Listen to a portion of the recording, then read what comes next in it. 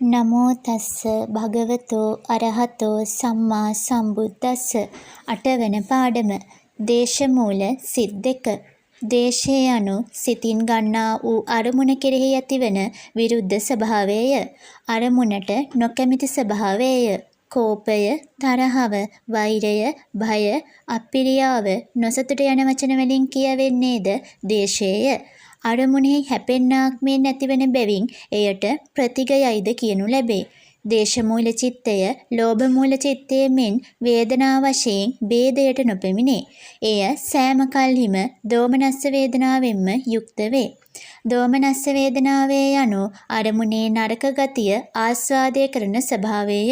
ශෝකයයි කියනුයේද දෝමනස්ස වේදනාවටය. දේශමූල චිත්තය ભેදයට පැමිණෙන්නේ සංස්කාර වශයෙන් පමණකි. දෝමනස්ස සහගත ප්‍රතික සංප්‍රයුක්ත අසංකාරික සිතය දෝමනස්ස සහගත ප්‍රතික සංප්‍රයුක්ත සසංකාරික සිතේ කියා දේශමූල සිත් දෙකකි. කෙනෙකුගේ මෙහෙයවීමක් නැතිව තමාගේ ඕනෑකමින් ප්‍රාණඝාත ආදිය කිරීමේදී පළමුවන සිත ඇතිවේ. මෙහෙයවීමකින් ප්‍රාණඝාත ආදිය කිරීමේදී දෙවන සිත ඇතිවේ. ක්‍රීඩා පිණිස සිනහවෙන් සතුන් මරණ කල්හි ඇතිවන්නේද දේශමූල සිත්මය. එබඳු අවස්ථාවල ඇතිවන දේශය සියුම්ය. තමාට හානියක් කරන්නට එන සතුරකු මැරීමේදී ඇතිවන දේශය රෞද්‍රය. ක්‍රීඩා පිණිස සිනහවෙන් සතුන් මරණ කල්හි දේශය නැතයයි වරදවා නොගත යුතුය.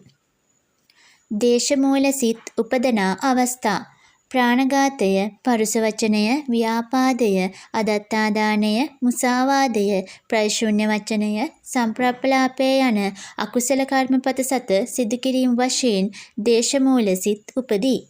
තවද අනුන්ගේ අගුණ කීමේදීද ඒවාට ඇහුම්කන් දීමේදීද තමා කළ වරද කියනවා ඇසෙන කල්හිද තමාගේ අඩුපාඩුකම් දුබලකම් කියනවා ඇසුණු කල්හිද සේවකාදීන් අකීකරු වූ කල්හිද අනුන් වරද කරනවා දක්නා කල්හිද අනුන් වරද කරනු ඇතේ කියා සිතන කල්හිද තමා ආදරයෙන් පරිස්සම් කරන දේවල් අනුන් අතපත ගානවා දුටු කල්හිද තමා ඇලුම් කරන දෙයක් අනුන් ඉල්ලන කල්හිද අනුන්ගෙන් තමා ඉල්ලන දෙයක් නොදුන් කල්හිද තමා කියන වැඩක් අනුන් නොකරන කල්හිද තමාගේ කීම අනුන් නොපිළිගන්නා කල්හිද අනුන් තමාට සතුරුකම් කරන කල්හිද සතුරන් දක්නා කල්හිද තමාට කළ සතුරුකම් සිහිවන කල්හිද බොහෝ දෙනාට දේශමූල සිත් උපදී.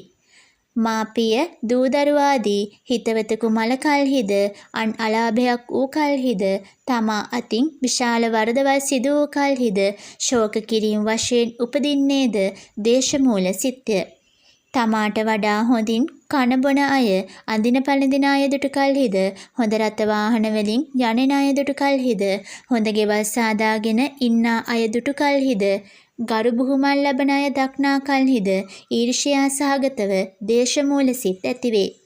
නිතර අනුන්ගේ අගුණ සොයමින් කියමින් සිතමින් ඉන්න ඇතමුන්ට එක් එක් දිනක බොහෝ දේශමූලික අකුසල් සිත් පහළ වේ.